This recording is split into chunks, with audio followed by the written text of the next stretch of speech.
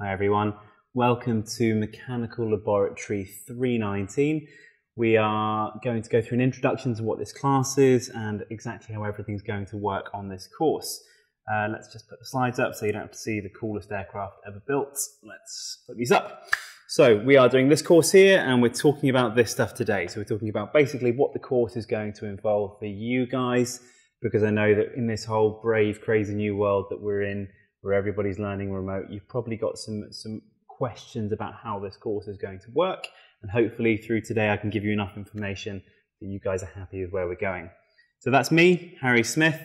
I am an aerospace engineer. I'm just going to give you a bit of background to myself. I wouldn't normally do this in a class, but it's useful for the purposes of this specific class. So I graduated in 2010 from my undergraduate degree in aeronautical engineering, and I then went to work in industry analysing flight test data for helicopters.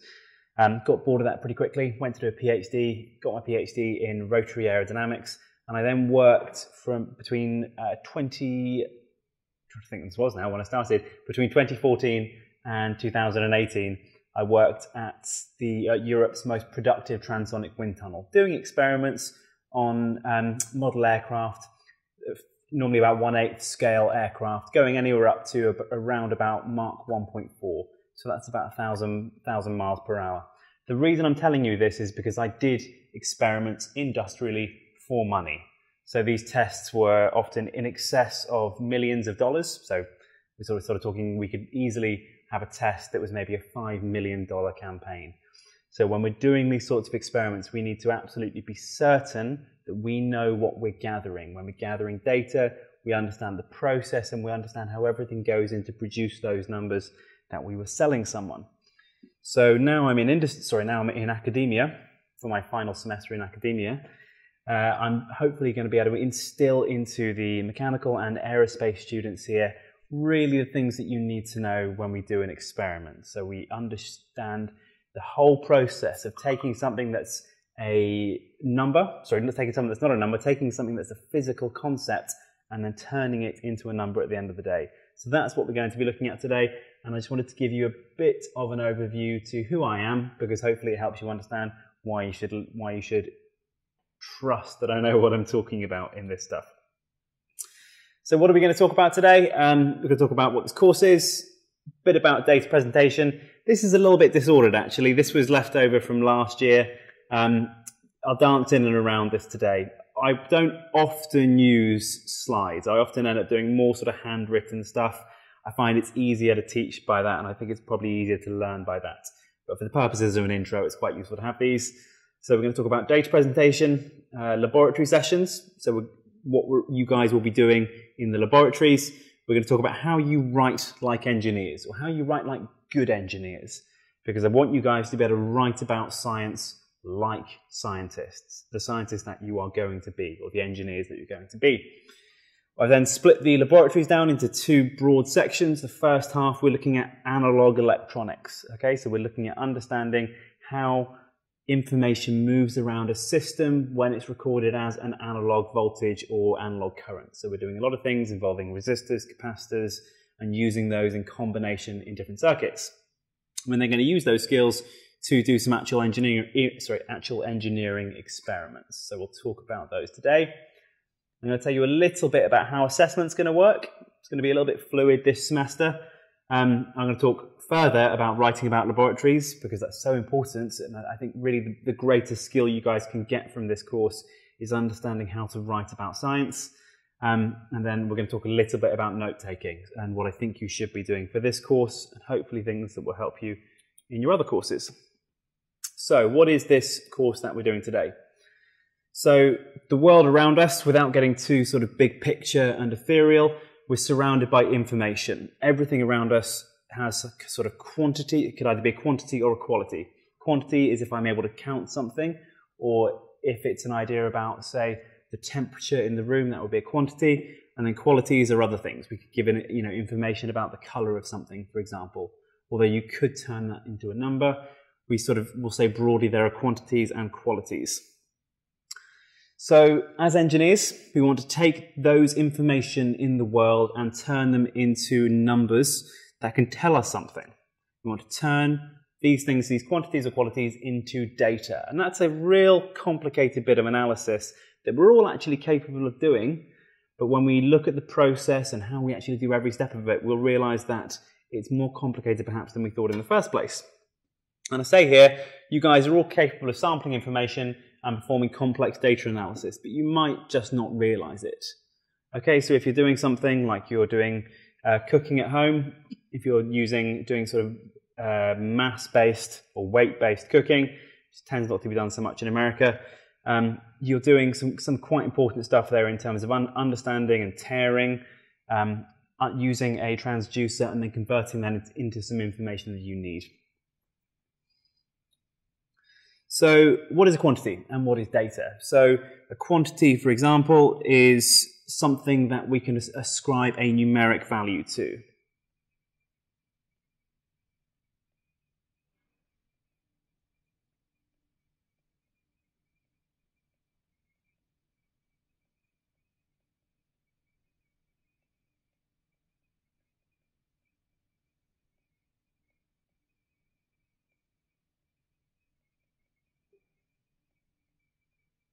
So we've put a numerical value to something, we've then got a quantity. Okay, we've turned it into some numbers that we want to know. Data, at the end of the day, these are recorded sets of these quantities that we've recorded. Okay, so we've got a physical quantity in the world, we've then ascribed a number to it, and then we've then turned it into information that means something to us.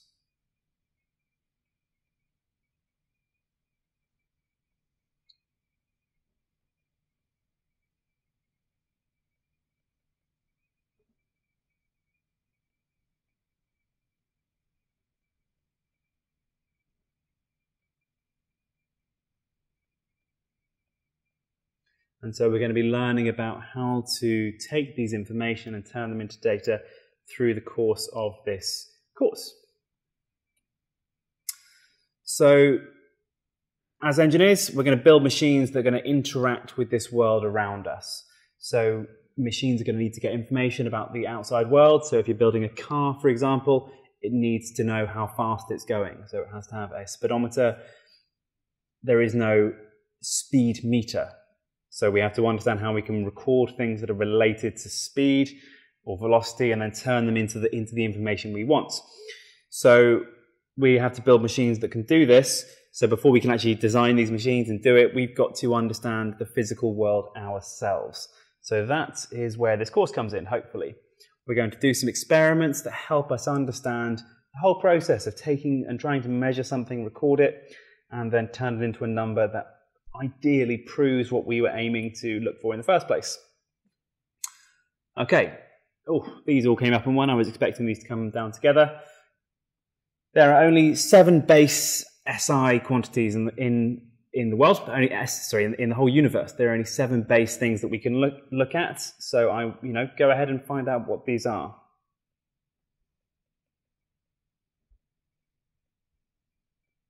And I'd like you to post this on Slack. Okay, if you can find out what they are, put it on one of the channels on Slack that you guys have got access to. I want you to look at this and talk about it. Everything else that we care about is a derived unit. Okay, so the things that we can actually measure, these are things like current, okay, or voltage. Something like speed is a derived unit, or velocity is a derived unit. Often we want to know the values of all these different things. So we might want to know force. Force is actually not a base unit, but we want to record the force in a given system. So we'd rely on a transducer. So we're going to learn a lot about transducers in this course. Transducers are devices that can convert a physical quantity into an electrical signal.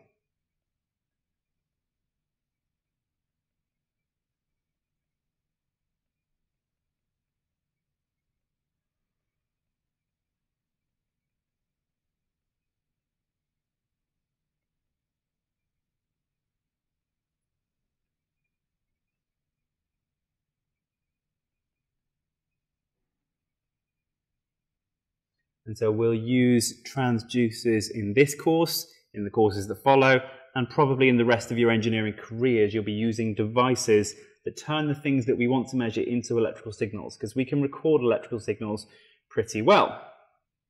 So if we're going to be doing that as engineers, we're going to want to understand how accurate, precise, and often how repeatable a given transducer and the whole experiment is. So we're going to spend quite a bit of time understanding accuracy and precision and the differences there between. So obviously we tend to use the word accuracy quite a bit, and we often don't really mean accuracy. So back when I was working as a professional wind tunnel aerodynamicist, customers would request accuracy, and often they meant precision. Okay, so we're going to go and do a revision of what accuracy is, what precision is, and then we'll think about which ones we care about. And then this last bit here, we'll say that analog electronics is going to be the basis of everything that we're going to be exploring. So we're looking at using transducers to turn physical quantities, be it force, be it, say, light intensity, or it could be, say, sound pressure level. We'll be using transducers to turn those quantities into electrical signals, be they current or be they voltage.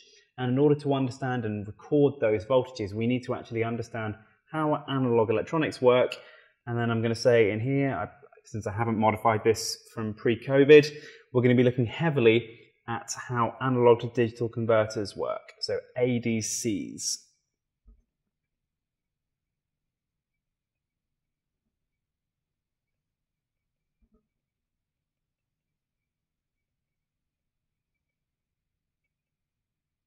So we're going to be doing some virtual experiments using Python to understand how ADCs work. And then I'll be using ADCs to record some data, and you guys can then go ahead and actually use it. But it's really important to understand these things because we're going to be using them a lot. And whenever we're doing any form of experiment in the world, it's really important to make sure that we know the limitations of the kit that we're using. So if we're using an ADC, we should have a good appreciation for how it works. And that's what we're going to be doing in this course. So data presentation is tremendously important. And I'm going to spend a good part of our first lecture understanding how data should be presented. And I mean I'm going to tell you what I want to see on a graph. But importantly, let's just go through the basics of what we need. So data fundamentally should be presented clearly. It should be obvious when I look at a graph or a chart that you guys produce. It should be obvious what you're trying to show. It's got to be unambiguous. Okay, so I want to be certain that I know which curve belongs to which set of data, for example. Suitable precision. Okay, students tend to be pretty bad at this. Don't put a stupid number of decimal places on a number. Okay, so we need to think about actually what's the suitable, how much precision do I need? How much precision can I put down with confidence? We'll say we've got a need and a confidence with these two. And we'll learn more about these as this course goes on. Correct units, super important. Units are how we actually make sense of anything. Units are the human construct that helps us understand what these quantities use. So if you don't put units down on a number that you present, then it's meaningless.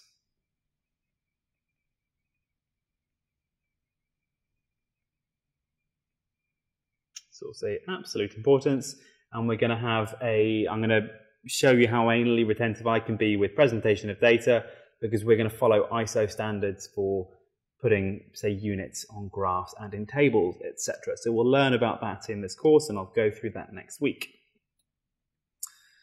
If we're presenting data, if it's applicable, we need to say how confident we are in the numbers we've got. So if we can determine the uncertainty of the quantities that we've measured and anything else based upon those quantities, we've got to be able to present those either with error bars or as printed uncertainties.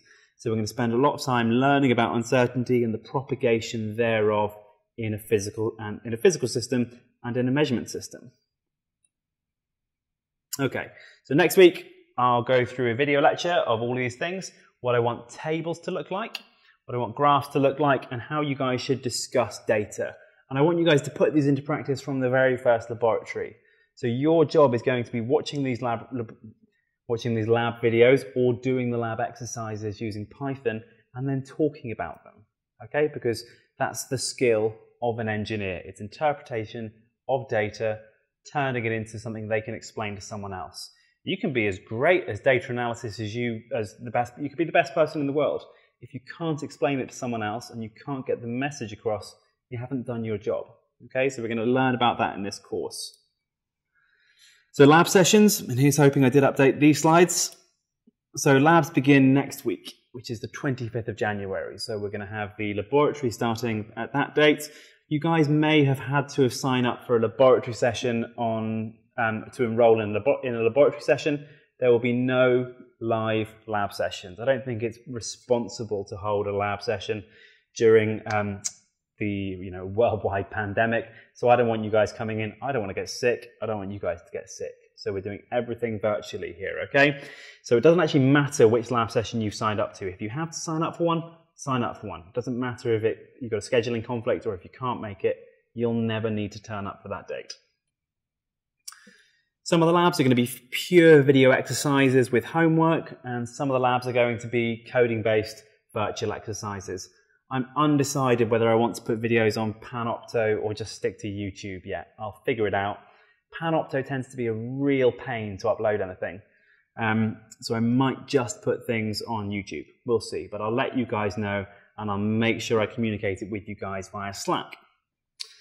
Some labs are going to be coding-based virtual exercises, and this is where I'll give you a Jupyter notebook with some starting code in and maybe a video that walks through some exercises with you, but I need you guys to go through it and understand it, fill in some of the missing lines of code and do some of the exercises, okay? So that's why I put those videos on, or the link to those videos on Slack about Python, because we're going to be using it a lot, okay? Been using it a tremendous amount, and it's such an important skill to pick up to be able to use some sort of programming language, okay? So I'm aiming to give you guys all of the skills that you need to understand experiments and to make observations thereupon without necessarily doing the experiments yourself. So I taught MMAE 315 last semester during, obviously, COVID. That was fully remote. If you ever read any of those emails that come out, those big emails, you may have noticed that I got the award for online teaching, and I was teaching a lab course that semester, and a lot of the nominations came from that. Because what I'm trying to do is I'm aiming to think about how I can give you guys the correct lessons and the proper learning objectives that meet the goals of this course. And for this and for you guys, it's how we understand data, how we understand the experiment, and how we talk about it. And I often say, we're training engineers, or I feel that I'm training engineers. I'm not training technicians. Whilst it's important to have an appreciation for physically how we do an experiment, and it's important to understand analog electronics, and sometimes it's handy. For example, when I fixed my microwave last week, you probably won't be doing a tremendous amount of hands-on fixing as a graduate engineer, okay? Those things are often performed by technicians or performed by persons that are actually qualified to do all of those things.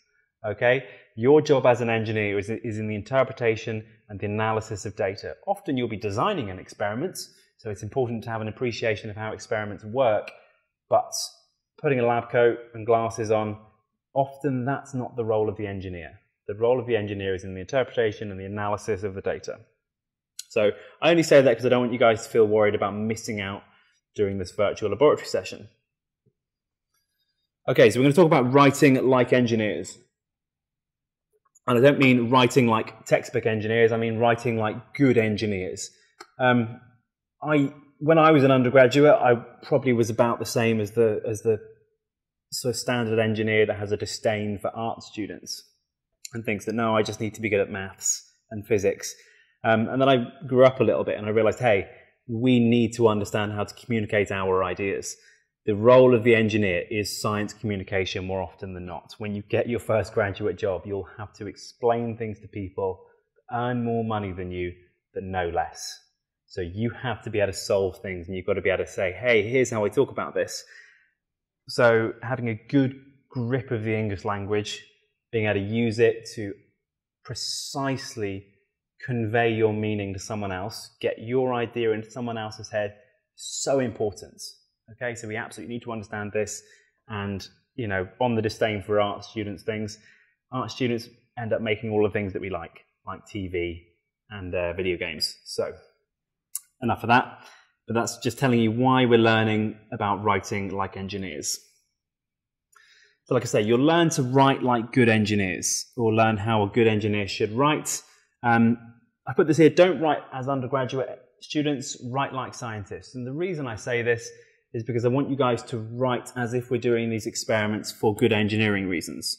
And what I mean by that is, don't write about your learning objectives. So if we are, say, asked to write the aims, these would be the aims of an experiment, not the didactic aims of the class.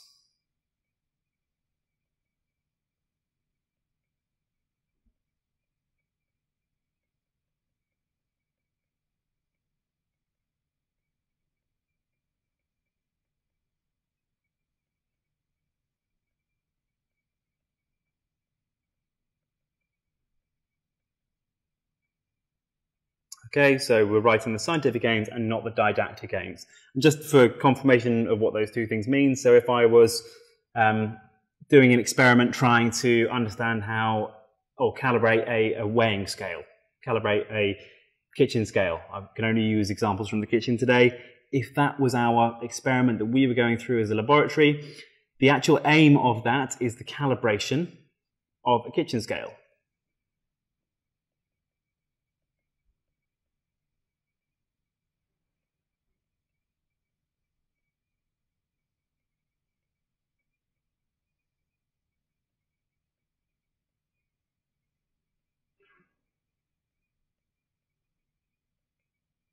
Okay, that would be my aim, to calibrate a mass measurement device. That's a really clumsy bit of language I've used.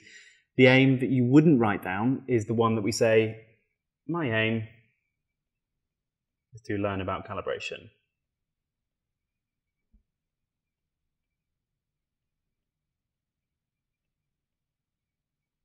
Okay, so that one, I don't want to see you writing down. Let's just cross that out. So this one here is a didactic aim. It's what I'm aiming to teach you, really.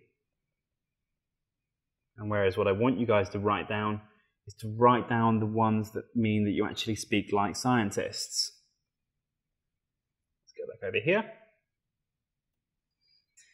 So for this course, as we go towards the real experiments, you guys will be required to write short reports, or subsections thereof, towards the end of this course. Okay?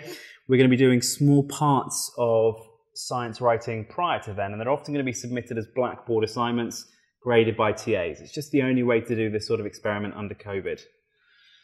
So anything you submit, these are going to be assessed for everything. Your general style of your writing, the content of what you said, so whether you're right or wrong, how you presented data, and then SPAG, which is spelling, punctuation, and grammar. Okay, so make sure that you proof and you check what you've written.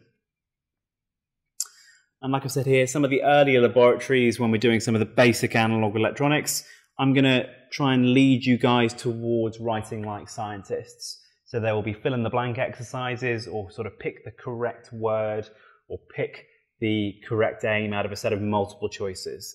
Because I want, I'm not here to penalize you guys. I want you guys to learn, and I want you guys to learn how to write. So we're going to have some earlier, easier exercises, and I'll start making them a little bit more, the exercises will become more where you have to work on your own and write your own words, and those will be assessed.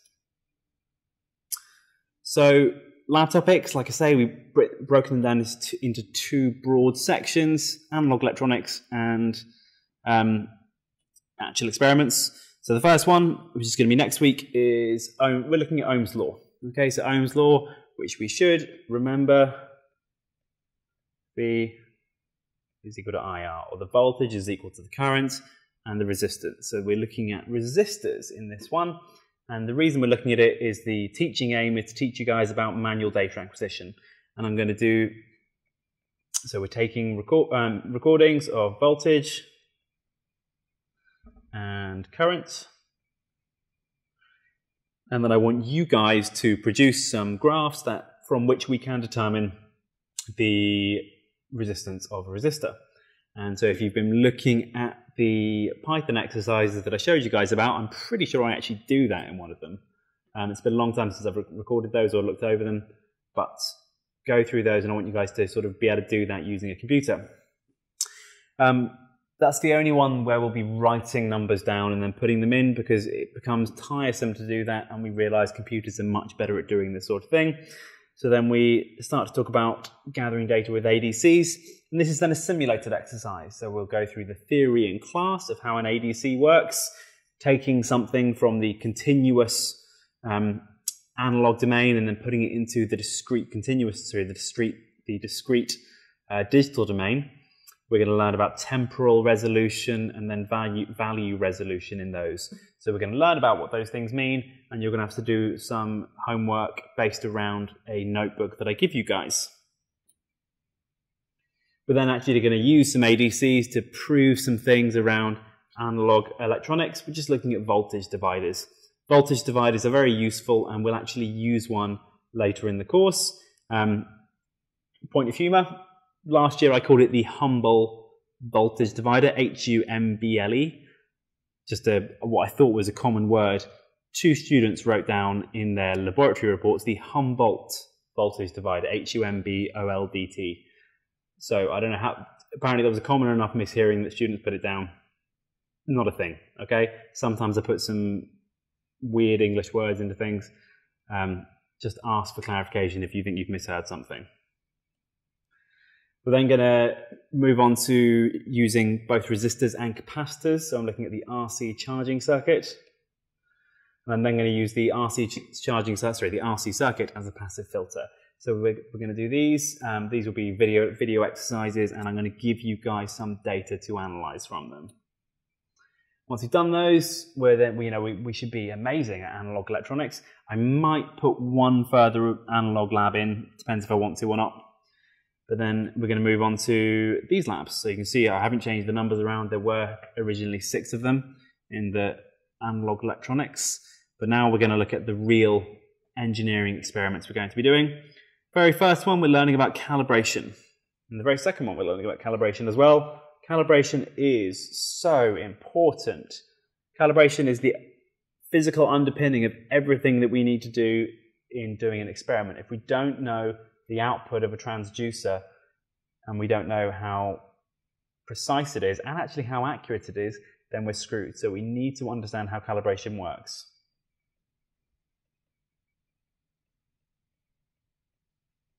So I'm going to try and hammer that into you guys nicely, and then we're going to do some exercises using calibration, and there'll be some reporting that you guys will need to do from these. So, very first one is calibration using some of the fluid equipment.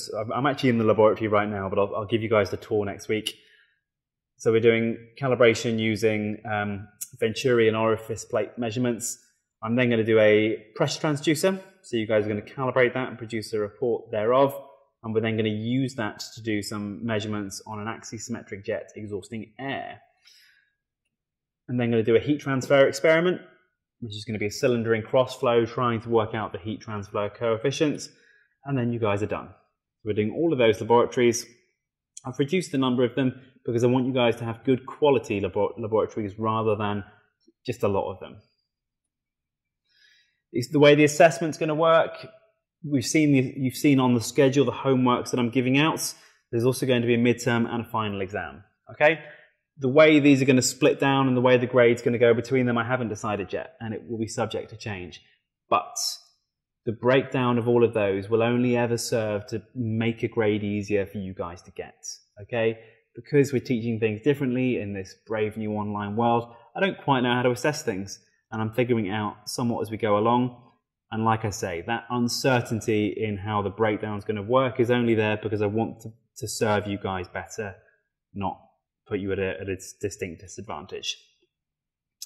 Lab reports as well will be a large part of this. So there will be the smaller laboratory reporting exercises that you guys will need to do.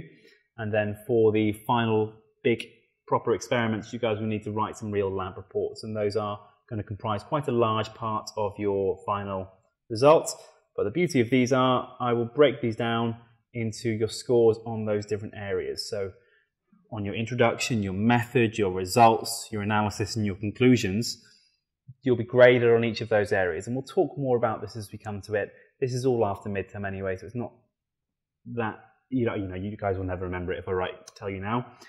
But the way that I'm going to work with these is you'll be scored in different areas.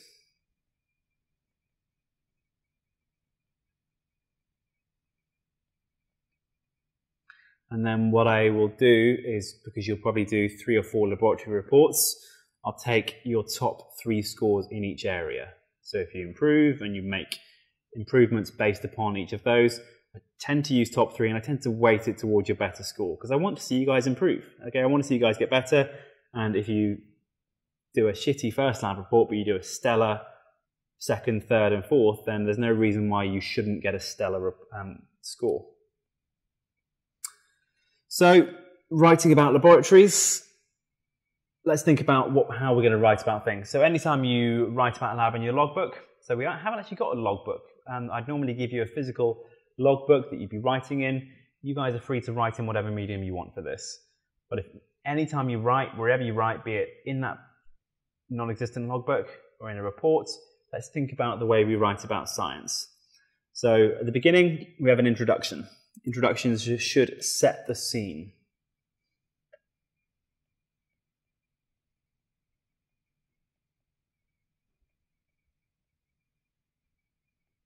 Sets the scene, tells us why we're doing an experiment.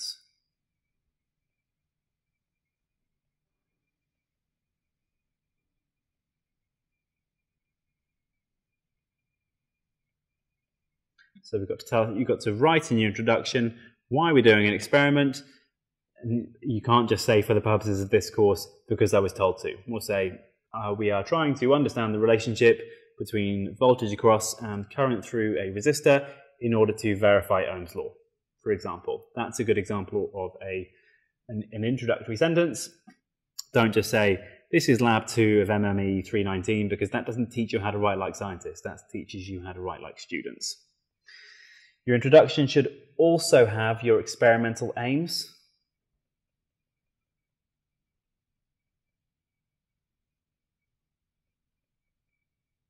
So the aims of that laboratory one are to verify the voltage, or verify the resistance of a nominal resistor. So we'll read a resistor, you'll look at the color codes of it, and then you guys are going to actually determine the resistance of that resistor.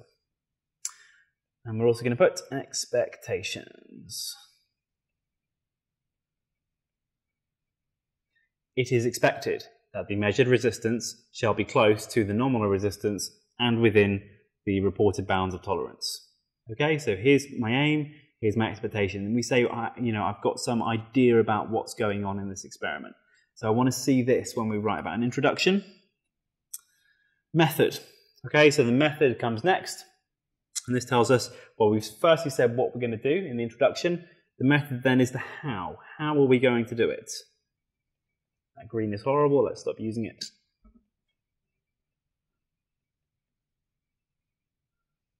So this tells us how we're going to do the experiment. So this is where we list any key equipment.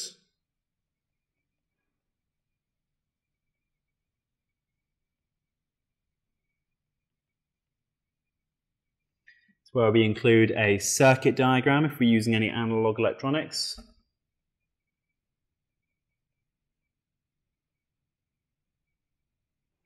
And this is an exercise in learning to write like good engineers, because you don't need to write every single step. You don't need to say, I turned up to the laboratory, I turned the key clockwise, I opened it up. You don't need to say, for example, this cable, which has a plastic sheathing to it. Students do that sort of things. I want you guys to think about writing down just the information that would help someone repeat this experiment. So we'll say sufficient detail such that someone could repeat it.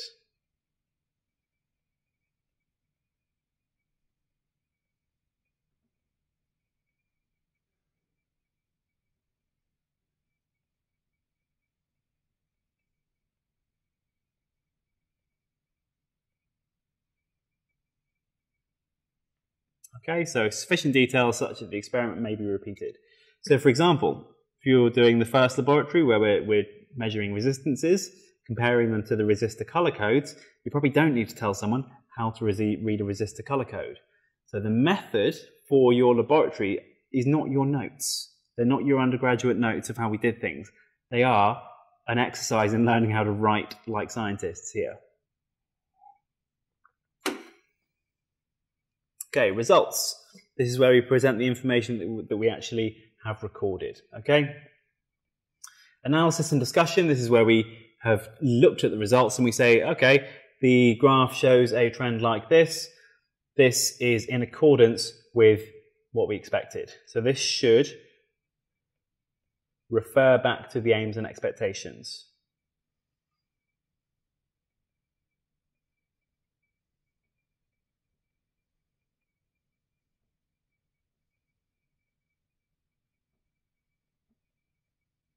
Okay, so if you said in your aims and expectations, the aim is to record the resistance and then compare with a certain nominal quantity, you better talk about that, whether you manage to do that in your analysis or discussion.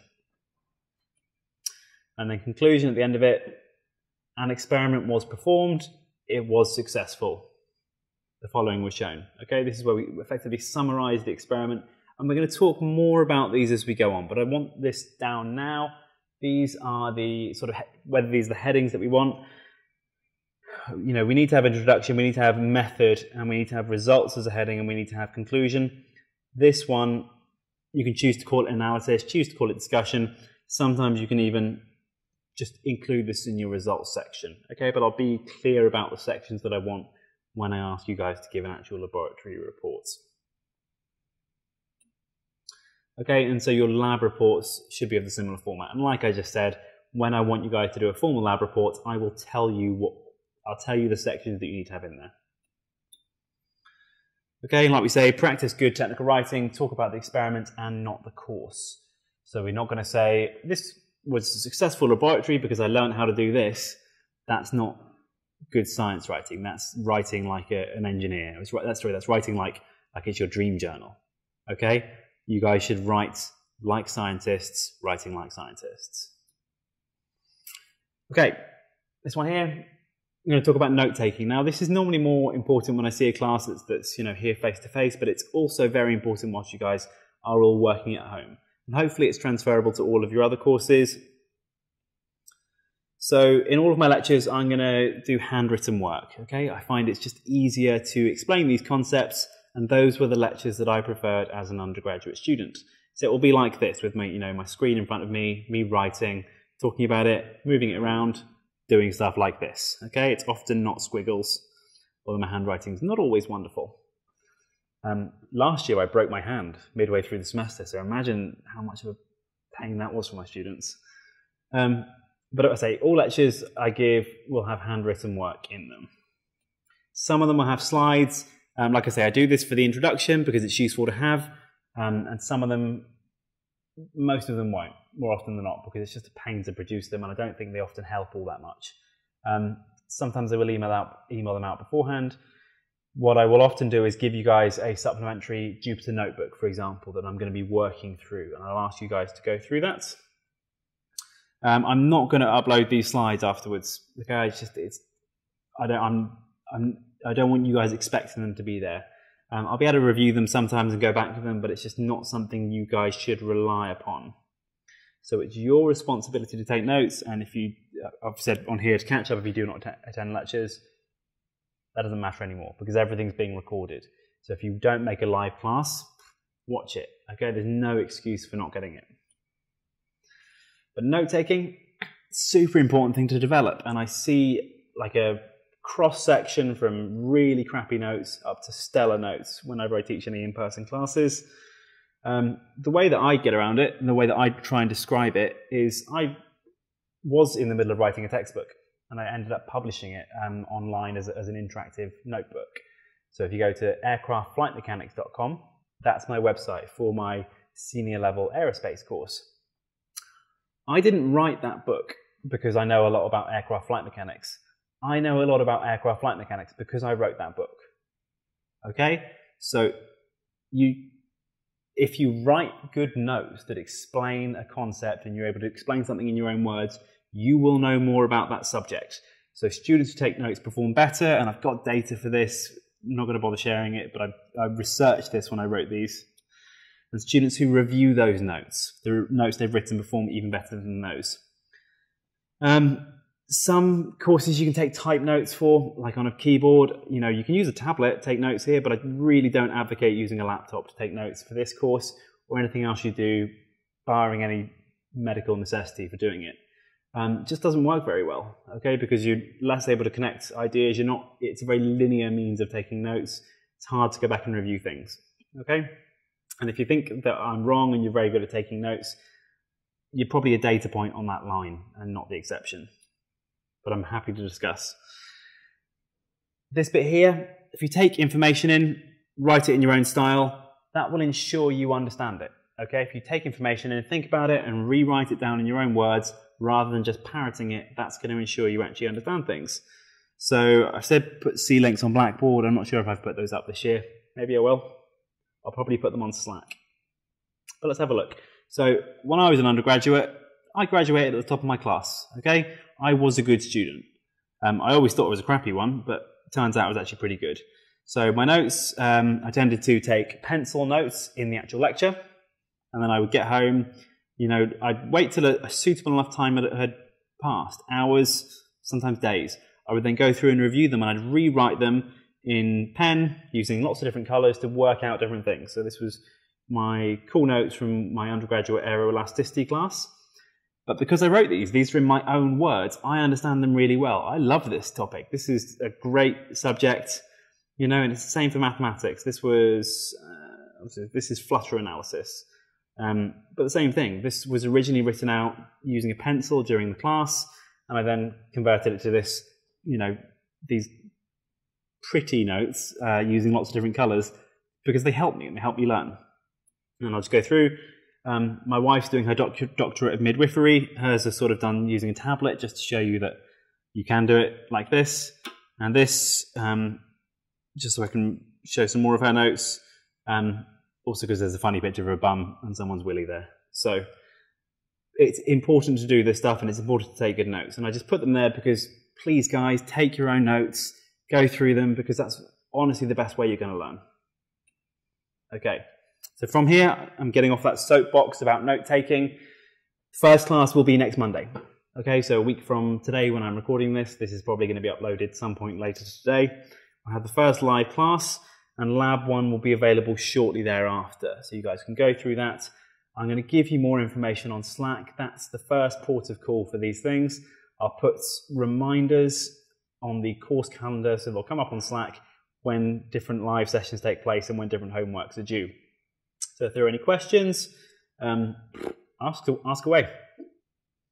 Well, drop something on Slack. Please try, if you've got a question on this course, to put it in one of the channels that you can ask on Slack publicly, because I don't want to answer the same question 90 times. Okay, so please try and do this stuff publicly if you can. It will just help me out. So, guys, I hope you're all having a wonderful holiday, and I will see you all next week. Take care.